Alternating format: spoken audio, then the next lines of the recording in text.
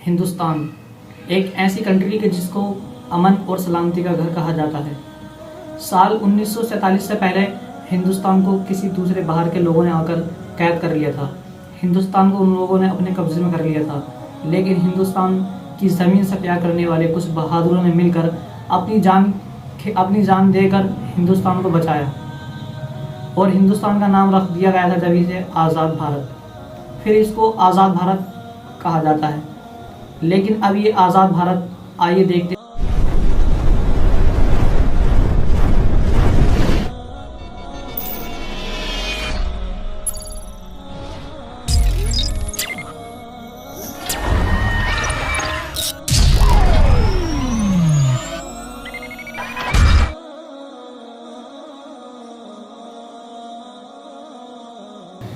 हिंदुस्तान में हर साल तकरीबन 30 से 35 हज़ार सिर्फ और सिर्फ रेप के केस दर्ज किए जाते हैं।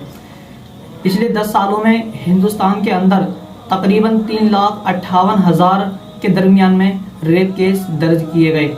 लेकिन ताज्जुब की बात तो सिर्फ ये है कि इन 3,58,000 में से सिर्फ और सिर्फ अभी तक सिर्फ 5 लोगों के ही फांसी की सज़ा हुई। ऐसा क्यों? जबकि इन तमाम ही लोगों ने किसी न किसी मासूम के साथ ज़बरदस्ती कर उसके साथ रेप किया। FIR होने पर भी उनको सज़ा नहीं मिली। तो देखिए, इस तरह से हमारा भारत अब भी आज़ाद नहीं है। और एक तरफ देखिए कि हमारे हिंदुस्तान में आजकल माहौल बहुत ख़राब है। आजकल चल रहा है हमारे देश में हिंदू और मुस्लिम, इन दो जाति को लेकर मामला बहुत ही ख़राब है। अभी सन 2025 की 14 फरवरी को गुजरी हुई एक ऐसा त्यौहार कि जिसको हिंदू धर्म के लोग हर साल मनाते हैं। ये होली ठीक उसी दिन थी कि जिस दिन जुमा था और रमज़ान का महीना था। तो उसी दिन को लेकर तमाम हिंदुओं में आतंक फैला हुआ था। यानी तमाम हिंदू लोग ये कह रहे थे कि होली भी उसी दिन है और जुमा भी उसी दिन। हिंदू धर्म के एक व्यक्ति ने कहा कि होली जुमे के दिन है और जुमा साल में 54 मरतबा आता है, तो इस मरतबा जुमा नहीं पढ़ा जाएगा बल्कि होली मनाई जाएगी। तो देखिए कितनी सख्त बात है मुसलमानों के लिए, क्योंकि जबकि जुमा सिर्फ मस्जिदों में ही अदा किया जा सकता है बल्कि घर पर नहीं अदा किया जाता। तो लिहाजा और उन लोगों का कहना ये भी रहा कि कोई भी अपने घर से बाहर ना निकले बल्कि हम लोग होली खेलेंगे। तो इसी को देखते हुए एक मुसलमान भाई ने पोस्ट की थी कि अगर आप लोग हमको घर से निकलने के लिए मना करते हैं होली वाले दिन, तो उसने कहा कि 2.5 महीने के बाद हमारी बकर ईद आती है।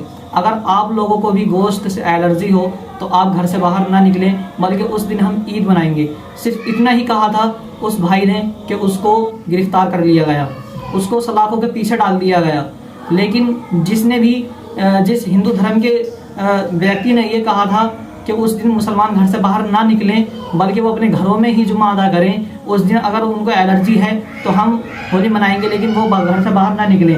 तो ताज्जुब की बात तो सिर्फ ये है कि उस भाई को कुछ नहीं किया गया, लेकिन हमारे मुसलमान भाई को गिरफ्तार कर लिया गया। और ये ही नहीं बल्कि साल 2023 में मुफ्ती सलमान अजहरी ने बयान करते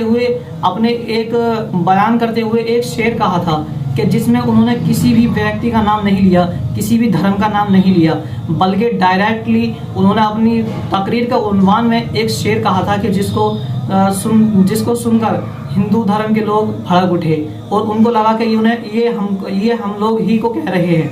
तो उन्होंने मुफ्ती सलमान अजहरी को गिरफ्तार कराया और मुफ्ती सलमान अजहरी को तकरीबन 1.5 साल से ज़्यादा जेल में रखा गया। उनको रिहाई के लिए उनकी बेल नहीं दी जा रही थी बल्कि 1.5 साल से ज़्यादा के बाद में उनको बेल मिली और उनको रिहा किया गया। लेकिन इसी पर देखिए आप कि हिंदू धर्म के एक नरसिंह आनंद है कि जिस पंडित हैं कि जो 2 मरतबा उस व्यक्ति ने हुजूर अलैहिस्सलाम की शान में गुस्ताखी की, लेकिन उसको सिर्फ एक ही दिन के लिए जेल भेजा गया और उसको तुरंत बेल मिल गई और उसको घर वापस कर दिया गया। ऐसा क्यों? जबकि उसने धर्म का नाम भी लिया अपने उस बयान में और उसने हमारे हुजूर की शान में गुस्ताखी भी की। तब भी इन लोगों को देखते हुए, इनकी बातों को देखते हुए इन्होंने उसको जेल तो भेजा, इसलिए कि मुसलमान उस दिन बहुत गुस्से में थे। मुसलमान उस दिन अब मुसलमान उस दिन अपने घरों से बाहर निकल चुके थे, तो उसको जेल तो भेजा गया, लेकिन उसको 1 या 2 दिन के अंदर बाहर भेज दिया गया। ऐसा क्यों? और यही नहीं बल्कि एक पंडित और है, उसका नाम मुझे अभी याद नहीं आता, कि उसने भी हमारे हुजूर की शान में गुस्ताखी की। अब उसको जब तमाम मुसलमान इकट्ठा होकर मुंबई की तरफ निकलते हैं, तब उसको गिरफ्तार नहीं किया गया, बल्कि उससे सिर्फ माफ़ी मंगवाई। क्या माफ़ी क्यों मंगवाई भाई? उस दिन तो बल्कि उसने तो हमारे हुजूर की शान में साफ साफ लफ्ज़ों में गुस्ताखी की, जबकि मुफ्ती सलमान अजहरी ने ना ही किसी धर्म का नाम लिया और ना ही किसी जाति के व्यक्ति का नाम लिया, बल्कि उनको इसी बात पर बिना वजह उनको 1.5 साल से ज़्यादा जेल में रखा गया। ऐसा क्यों?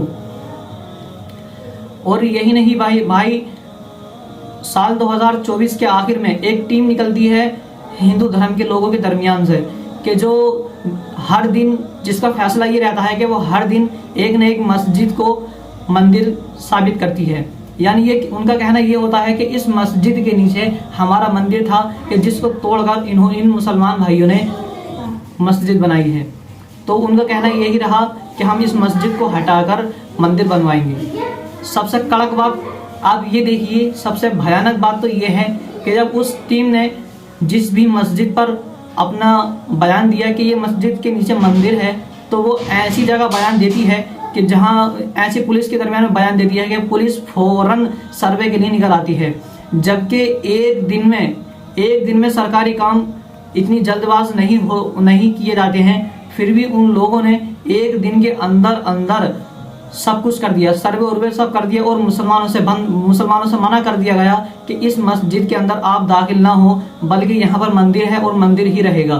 तो देखिए ये बहुत कड़क बात है कि इन्होंने 800 कुछ साल पहले के दरगाह है, हिंदुस्तान की मशहूर शख्सियत जिसको ख्वाजा गरीब नवाज के नाम से जाना जाता है, इस टीम ने उस दरगाह के बारे में भी बयान दिया कि इसके यहाँ पर भी पहले मंदिर था, इसको बाद में दरगाह बनाया गया। तो जब उस टीम ने ये तहरीर दी थाने में, तो थाने ने फ़ौरन एक्सेप्ट कर ली और उसका सर्वे करने का हुक्म दे दिया।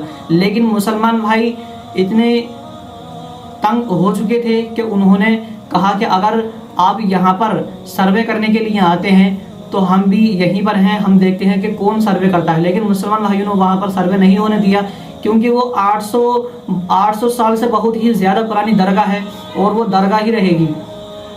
और इसी को देखते हुए सबसे ज़्यादा हालात ख़राब है आज हमारे संभल के संभल में अभी कुछ दिन पहले साल 2024 के आखिर में इन लोगों ने कहा था कि यहाँ पर भी मंदिर ही है, मस्जिद नहीं। तो इन्होंने सर्वे करने के लिए कहा, तो सर्वे करने का ऑर्डर तुरंत दे दिया गया। तुरंत आधे घंटे के अंदर इनको सर्वे करने का हुक्म मिला और इन्होंने सर्वे कराया। और सर्वे करने के तुरंत बाद तकरीबन 1 या 2 दिन के अंदर इनको कह दिया गया कि यहाँ पर मंदिर ही था। तो देखिए बहुत ही हैरानी की बात है कि हमारे हिंदुस्तान में अब मुसलमान को दबाया जा रहा है। हमारे हिंदुस्तान में अब रेप केस बढ़ते जा रहे हैं। क्या अब हम इसको आज़ाद भारत कहेंगे? आप खुद ही बताएं। तो देखिए अब हमें अपने भारत को खुद ही भारत बनाना है, हमें अपने भारत को आज़ाद करना है।